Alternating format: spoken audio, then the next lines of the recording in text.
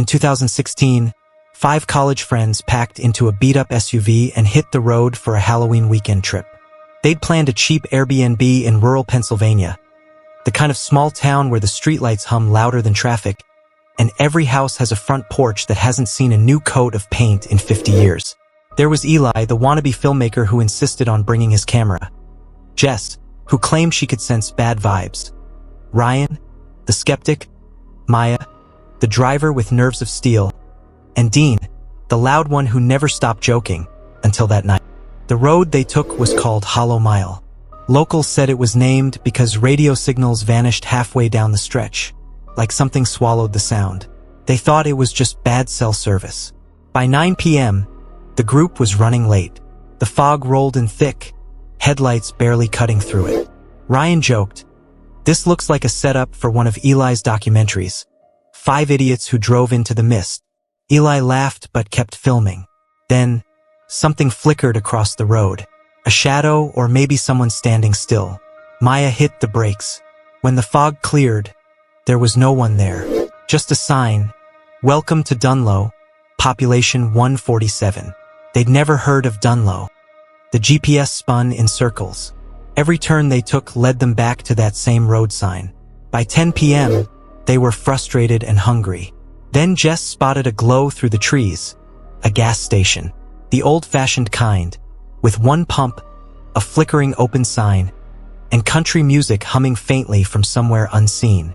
The attendant was an older man with cloudy eyes and a polite smile that didn't touch his face. "Evenin'. Y'all ain't from around here," he said. "Just passing through," Maya replied. The man nodded slowly. "You'll want to stay on the road. Don't take the bridge after midnight." Eli chuckled nervously. "Why? The trolls come out." The man didn't laugh. "Bridge don't like visitors." They all laughed once they left, except Jess. She whispered, "He meant that." At 11:23 p.m., the fog thickened again. The radio cut out. Eli's camera flickered, showing static for a moment.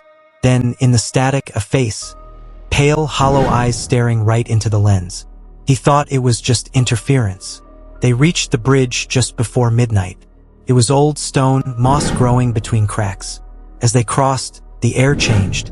The temperature dropped 10 degrees instantly. Jess said she heard whispering, dozens of voices beneath the car.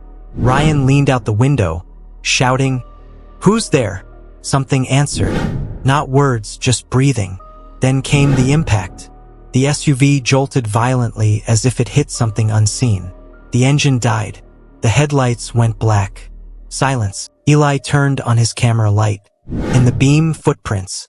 Bare, wet footprints circling the car. But the ground was bone dry. Dean screamed, "There's someone out there." He was right. A figure stood at the edge of the bridge. Tall, thin, its head tilted too far to one side. It moved without sound. Step, step, step. The camera caught the reflection of something shiny, the road sign again. Only now it read, "Welcome to Dunlow, population 152. 5 new residents." Eli's footage was found 3 days later, at the same gas station where they stopped. The attendant told police the kids never came back. When they checked the register, the receipt still sat on the counter, time-stamped 11:12 p.m. And under the total, written in pen, was a note. "Bridge don't like visitors." To this day, locals swear if you drive Hollow Mile at night, your radio will flicker. And for a moment, between static, you'll hear 5 voices whispering, "Turn around."